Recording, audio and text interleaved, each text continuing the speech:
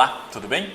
Agora nós vamos passar a tratar da coisa julgada. E aí nós encerramos essa segunda parte do processo civil e depois passamos a tratar a respeito dos recursos, ok? Então agora, tratando sobre coisa julgada, como sempre, nós temos que buscar as lições doutrinárias para um conceito, para que nós possamos começar a estudar esse instituto do processo civil. E não poderia deixar de ser, nós temos que buscar um conceito da melhor doutrina. E no caso de coisa julgada, a melhor doutrina é o professor Eduardo Talamini. Vamos ver o que ele diz a respeito do conceito de coisa julgada. A coisa julgada consiste sempre na imutabilidade e indiscutibilidade da decisão sobre a qual ela recai. Como a gente pode ver, das decisões sobre o que se opera a coisa julgada, o que se quer com isso é proteger a segurança jurídica. Então, se o processo serve para solucionar uma determinada controvérsia, é necessário que o processo então tenha um fim, né? E o fim se dá com a coisa julgada. A coisa julgada é o significado total do fim do processo. Daqui, a partir de um determinado momento, aquela decisão se torna imutável. Eu não posso mais discutir aquela questão, porque aquela questão já foi decidida, em última instância pelo Poder Judiciário. E isso tem a ver com proteção da segurança jurídica, certo? Para entender a coisa julgada, nós precisamos compreender, além do conceito global, outros dois conceitos, que é o conceito de coisa julgada material e o conceito de coisa julgada formal. Para compreender esses dois conceitos, nós precisamos resgatar a ideia da diferença entre direito material e direito processual. O direito material é aquele que vai reger sobre os bens da vida das pessoas, né? Quais são os bens jurídicos tutelados pelo direito? E esses bens jurídicos serão tutelados pelo direito material, enquanto que o direito processual vai tutelar sobre as garantias das partes dentro do processo judicial, sobre os procedimentos que devem ser seguidos para que se chegue ao final a uma decisão judicial efetiva, ok? Então, são duas áreas do direito com funções que se entrelaçam, obviamente, porque o direito processual depende da existência do direito material, né? Um processo depende da existência de um bem jurídico para ser tutelado. E para compreender essa ideia de coisa julgada material e coisa julgada formal, antes a gente precisa então resgatar esse conceito de direito material e direito processual. O conceito de coisa julgada material nós conseguimos encontrar lá no artigo 502 do Código de Processo Civil. Confere comigo. Denomina-se coisa julgada material a autoridade que torna imutável e indiscutível a decisão de mérito não mais sujeita a recurso. Percebam que ele está tratando, esse artigo 502, quando ele trata de coisa julgada material, ele está falando sobre uma decisão de mérito, ou seja, aquela decisão que falou ou que decidiu a respeito do bem jurídico posto em discussão naquela demanda, certo? E o conceito de coisa julgada formal é um conceito doutrinário, aí já não é um conceito legal. A doutrina criou esse conceito justamente para que nós possamos compreender a amplitude do conceito geral de coisa julgada. E esse conceito ocorre no âmbito do processo. Enquanto a coisa julgada material tem efeitos no direito material, a coisa julgada formal tem efeitos somente no processo. É um instituto processual, mas é um instituto processual que tem efeitos somente dentro daquele processo. É chamada também de preclusão máxima. Então, uma determinada ação que tenha sido julgada em primeira instância, a parte não se conformou com a sentença prolatada, interpôs um recurso de apelação. No julgamento do recurso de apelação, o tribunal manteve a sentença de primeira instância e a parte então não quis mais recorrer. Ao não recorrer, ao deixar transcorrer o prazo sem interpor um novo recurso, o que vai acontecer? Passou o prazo desse novo recurso, que poderia ser interposto e não foi, vai se dar a coisa julgada formal, ou seja, por passar o prazo, não vai caber mais nenhum recurso contra aquela decisão. E vai se dar ao mesmo tempo a coisa julgada material, ou seja, aquela questão de mérito já não poderá mais ser discutida. Entretanto, nós temos que entender o seguinte: a coisa julgada material, e o conceito de material aí está diretamente ligado ao conceito de mérito, ao conceito de direito material, a coisa julgada material só vai acontecer quando eu estiver diante de uma decisão de mérito. Se eu estiver diante de uma decisão processual que tenha, por exemplo, declarado a extinção do processo sem análise do mérito por falta de um pressuposto processual, então eu tenho aí uma sentença processual. Essa sentença processual vai fazer coisa julgada formal, depois que não couber mais nenhum recurso sobre ela, mas não vai fazer coisa julgada material. Por quê? Porque eu não estou diante de uma decisão de mérito. Então é muito fácil, na verdade, compreender e lembrar desses conceitos diferentes. Eu tenho que relembrar aquele conceito antigo que distingue direito material e direito processual, para que eu possa compreender, então, o conceito de coisa julgada material, que só vai se dar em decisões de mérito, e o conceito de coisa julgada formal, que vai se dar tanto em decisões processuais quanto em decisões de mérito também. Ok? Então, nós podemos dizer que a coisa julgada formal é um momento prévio à coisa julgada material. Uma vez que não caiba mais nenhum recurso de uma decisão, se deu a coisa julgada formal, certo? Se for uma decisão de mérito, vai se dar também a coisa julgada material. Se não for uma decisão de mérito, se for apenas uma decisão processual, não se dará a coisa julgada material. Ou seja, eu posso rediscutir aquele mérito em outro processo. Eu já não posso mais discutir dentro daquele processo, porque o prazo para recurso encerrou. Mas eu posso discutir aquele mérito em outro processo, porque sobre aquele mérito não houve coisa julgada. Certo? Muito bem.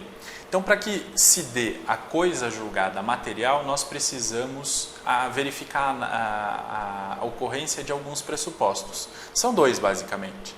Primeiro deles, eu tenho que estar diante de uma decisão jurisdicional com cognição exauriente. Decisão jurisdicional é o quê? É uma decisão proferida por uma autoridade judiciária dentro de um processo jurisdicional, certo? Muito bem. Se eu estiver diante de uma decisão jurisdicional, eu vou ter que verificar se ela foi proferida com cognição exauriente, ou seja, uma decisão a partir da qual o juiz tem analisado todo o mérito daquela causa. Ele tenha tido a possibilidade de investigar sobre o mérito de forma exauriente. Ele exauriu todas as possibilidades de análise daquele caso. Não pode ser, por exemplo, uma decisão provisória ou uma decisão dada em caráter urgente, porque essa decisão não é dada com cognição exauriente, ela é dada com cognição sumária. E aí, sobre ela, não caberá a incidência da coisa julgada. Esse é o primeiro pressuposto. E o segundo pressuposto é o trânsito em julgado, que nada mais é do que a coisa julgada formal, ou seja, não cabe mais recurso sobre aquela decisão. Aí, se eu estiver então diante de uma decisão jurisdicional proferida com cognição exauriente e sobre ela não caiba mais nenhum recurso, eu estou então com a coisa julgada material formada, certo? Existem alguns limites, os limites objetivos e os limites subjetivos da coisa julgada. Os limites objetivos, sobre o que a coisa julgada vai incidir, estão previstos no artigo 503 do novo Código de Processo Civil. Vamos conferir? A decisão que julgar total ou parcialmente o mérito tem força de lei nos limites da questão principal expressamente decidida. Quando ele fala sobre isso, então, eles dizem, a decisão que julgar total ou parcialmente o mérito tem força de lei nos limites da questão principal expressamente decidida. O que é a questão principal? É a lide, é o objeto principal da controvérsia levada à apreciação do Poder Judiciário. Então, os limites objetivos sobre o que incide a coisa julgada vai ser sobre a questão principal em uma decisão de mérito. Então, via de regra, não fazem coisa julgada os fundamentos utilizados pelo juiz para construir a sua decisão e a verdade dos fatos, ou a verdade que o juiz interpretou daqueles fatos. Isso não faz coisa julgada, porque tudo isso é utilizado como fundamento para tomada de uma determinada decisão, ok?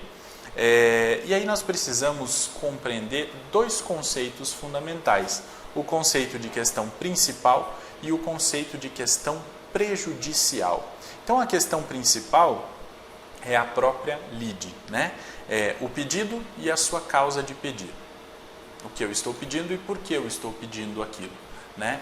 Essa lide é a questão principal.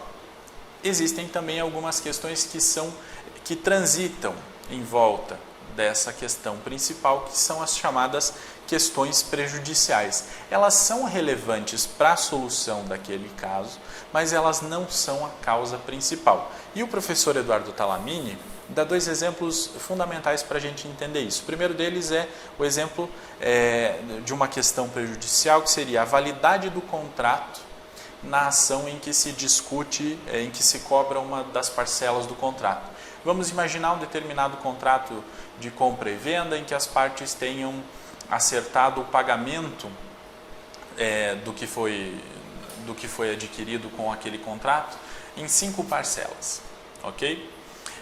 Uma das parcelas não foi paga, as outras foram pagas, uma delas não foi paga, e aí a parte que deveria receber, o credor, propõe uma ação para cobrar aquele valor daquela parcela que não foi quitada. O objeto principal dessa ação é a cobrança, né? É o fato de aquela parcela não ter sido paga, né? E agora o credor querer recebê-la. Essa é a lide, essa é a questão principal. Mas aí a questão prejudicial que vai transitar em torno daquilo é a questão, por exemplo, da validade do contrato. A outra parte pode discutir a validade do contrato. Vai dizer, não foi feito o pagamento porque o contrato não é válido em tal aspecto. Nesse caso, essa questão é prejudicial. O juiz precisará analisar essa questão prejudicial para chegar na questão principal. Então, primeiro o juiz vai ter que dizer se o contrato é válido ou não. Só que esse não é o objeto principal da lide. O objeto principal da lide é receber o dinheiro que não foi pago e que está previsto como uma das parcelas do contrato. Mas sem decidir se o contrato é válido ou não, o juiz não vai poder decidir se deve ser pago ou deve ser paga ou não paga aquela parcela. Um outro exemplo que o professor Eduardo Talamini dá é a relação de filiação numa ação de alimentos. Qual é a lide? Qual é o objeto principal de uma ação de alimentos? É de um filho querer receber do seu pai ou da sua mãe uma determinada quantia mensal a título de alimentos. Essa é a discussão principal, a questão principal. Agora, pode ser que se levante a questão da filiação. Se essa pessoa, se esse filho é ou não é filho daquela mãe ou daquele pai. Por quê? Ao decidir isso, ao ter que superar a questão da filiação, o juiz vai dizer se é filho ou não é. Se é filho, deve pagar alimentos. Se não é filho, não vai mais ter a obrigação de fornecer alimentos. É uma questão prejudicial porque pode prejudicar a questão principal. Essa é a relação entre elas. Ela é essencial, ela é importante que seja decidida, obviamente, certo? Só que o que vai ser, via de regra, alcançado pela coisa julgada será a questão principal, via de regra.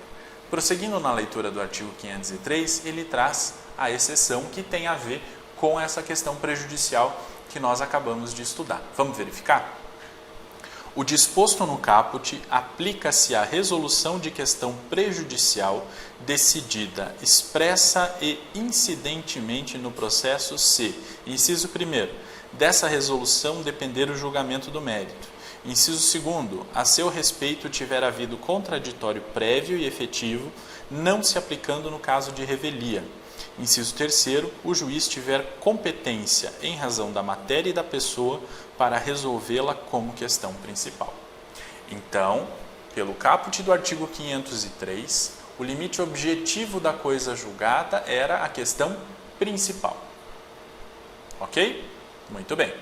O parágrafo 1º trouxe a exceção. Então, o parágrafo 1º diz para nós o seguinte: é possível que a questão prejudicial seja alcançada pela coisa julgada. Então, nós estamos ampliando os limites objetivos da coisa julgada.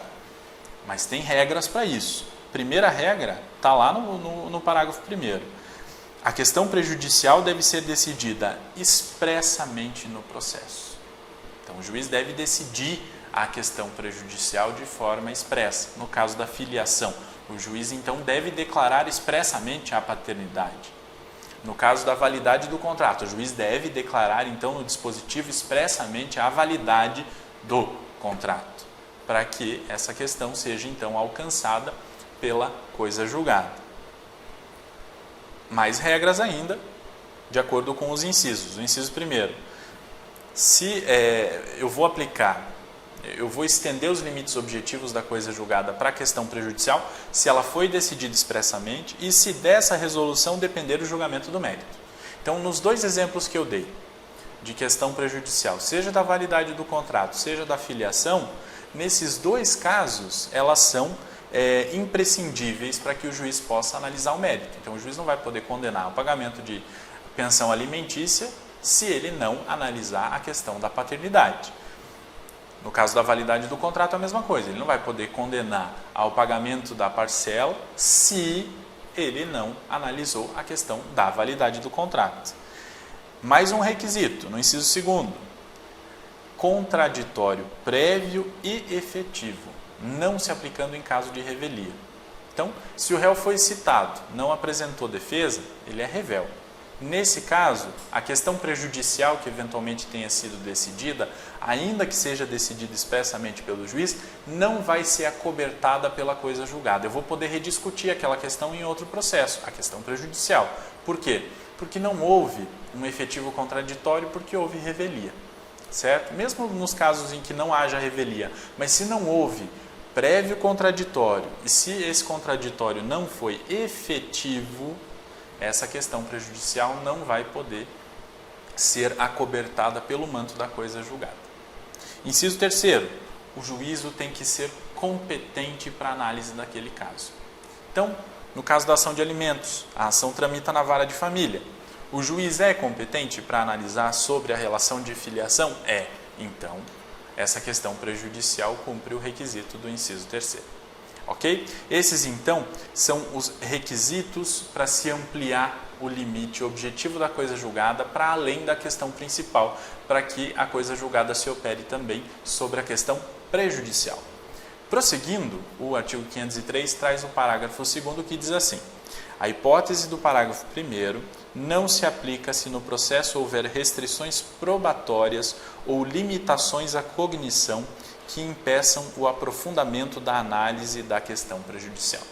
Percebam que a preocupação do novo CPC com relação a isso e com relação ao todo do processo é com o contraditório e com a ampla defesa. Se não houver a possibilidade de produção ampla de provas e houver limitação à cognição, não vai se operar a ampliação do limite objetivo da coisa julgada com relação à questão prejudicial. Tudo isso porque o que se quer de fato é a proteção do contraditório e da ampla defesa, porque são garantias de que o processo será efetivamente democrático, certo? Além dos limites objetivos, sobre o que incide a coisa julgada, nós temos também os limites subjetivos, que tem a ver com os sujeitos, e aí nós vamos verificar quem são as pessoas ou as entidades que são atingidas pela coisa julgada. Uma coisa é o efeito da sentença ou da decisão judicial. A decisão judicial pode ter efeito sobre várias pessoas, né? Entretanto, essas várias pessoas podem não ser partes no processo. A coisa julgada vai ter um determinado efeito sobre quem? Sobre as partes do processo. É o que nos diz o artigo 506. Diz assim: a sentença faz coisa julgada às partes entre as quais é dada, não prejudicando terceiros. Quando ele diz isso, ele está tratando não dos efeitos da decisão judicial, está tratando dos efeitos da coisa julgada, e isso é importante que se diga. Os ultrapartes da coisa julgada e os efeitos erga omnes da coisa julgada. Os efeitos ultrapartes vão acontecer quando a coisa julgada vai atingir a terceiros determinados, certo? O exemplo que se tem, que é muito clássico disso, é o da substituição processual. Então, aquele que foi substituído vai ser atingido pela coisa julgada. Ele não era parte do processo, ele foi substituído. Vamos imaginar que o Ministério Público proponha uma determinada ação como substituto processual nos casos autorizados por lei. Vamos imaginar que ele substitua um menor, né, numa determinada ação de alimentos, por exemplo. Ele propôs a ação de alimentos contra o pai da criança, substituindo aquela criança, que não havia jeito, não havia meios de propor ação de outro jeito. O Ministério Público, então, assumiu essa incumbência e propôs a ação como substituto processual. A coisa julgada vai atingir ao substituído, a coisa julgada vai atingir a criança, que é um terceiro determinado, certo? Além disso, tem os efeitos erga omnes. Numa ação de controle concentrado de constitucionalidade, por exemplo, né? Uma determinada entidade com legitimação constitucional vai propor a ação direta de inconstitucionalidade e vai obter lá, ao final, a declaração de inconstitucionalidade de um determinado ato normativo. Essa decisão, por ser proferida em uma ação de controle concentrado de constitucionalidade, vai ter efeitos, a coisa julgada vai ter efeitos para além das partes daquele processo e vai atingir a todos os jurisdicionados. Então essas são as exceções dos limites subjetivos da coisa julgada. Via de regra, a coisa julgada vai afetar somente as partes do processo, certo? Excepcionalmente pode afetar pessoas que não façam parte daquela relação jurídica processual, ok? Além disso, o artigo 508 vai tratar a respeito da eficácia preclusiva da coisa julgada. Confere comigo. Transitada em julgado a decisão de mérito, considerar-se-ão deduzidas e repelidas todas as alegações e as defesas que a parte poderia opor, tanto ao acolhimento quanto à rejeição do pedido. Essa eficácia preclusiva é o seguinte: uma vez que aquele processo tenha tramitado, que as partes tenham a possibilidade de trazer todas as alegações que elas poderiam trazer e não trouxeram, uma hora aquela discussão deve acabar. Então, uma vez que aquele processo foi julgado definitivamente, sobre ele se deu a coisa julgada material, precluiu o direito de levantar qualquer outro argumento, mesmo que esse argumento não tenha sido levantado no decorrer do processo, ok? Porque aquela discussão precisa acabar e essa eficácia preclusiva da coisa julgada diz isso. Em algum momento a discussão deve finalizar, certo? E há também os limites temporais da coisa julgada e esses estão previstos no artigo 505, que eu gostaria de conferir contigo. Nenhum juiz decidirá novamente as questões já decididas relativas à mesma lide salvo. Inciso 1º. Se, tratando-se de relação jurídica de trato continuado, sobreveio modificação no estado de fato ou de direito, caso em que poderá a parte pedir a revisão do que foi estatuído na sentença. Inciso 2º. Nos demais casos prescritos em lei. E aqui o que nos interessa, no artigo 505, é o inciso 1º, que vai tratar das relações jurídicas de trato continuado, né? Então, as relações jurídicas, por exemplo, a ação de alimentos, é uma relação jurídica de trato continuado. O juiz obriga alguém a dar uma prestação mensal a outra pessoa. Se houver uma modificação fática, vamos imaginar, durante 10 anos o pai pagou alimentos ao filho e ele tinha um salário de 10 mil reais. Depois de 10 anos, o seu salário diminuiu consideravelmente, ele já não possui mais condições de pagar aquela pensão que ele pagava anteriormente. Houve uma modificação no campo fático e aí nada mais natural que se possa rediscutir aquela obrigação que foi imposta, certo? Nesse caso, o professor Eduardo Talamini diz que não se está, na verdade, ofendendo a coisa julgada, porque se ocorreu uma mudança no campo fático, o que se tem é uma nova lide. E aí o que se vai discutir é essa nova lide, não vai se discutir a lide anterior sobre o que já teria acontecido a coisa julgada material. Ok? É isso que nos diz então o artigo 505 do novo Código de Processo Civil. Para finalizar, eu gostaria de recomendar a leitura de 2 obras que eu considero fundamentais para a compreensão da coisa julgada e para que você possa aprofundar muito mais o seu estudo. que é o livro chamado A Coisa Julgada e Sua Revisão, do professor Eduardo Talamini, sobre quem nós já falamos aqui várias vezes nessa aula, e o livro chamado Coisa Julgada e Preclusões Dinâmicas, do professor Antônio do Passo Cabral. São dois processualistas contemporâneos, com uma linguagem super acessível, com lições lapidares a respeito desse tema da coisa julgada, e a leitura desses livros é obrigatória para quem quer ter um conhecimento aprofundado do tema. Ok? Era isso que nós tínhamos para falar sobre coisa julgada. Nos vemos na próxima. Até lá!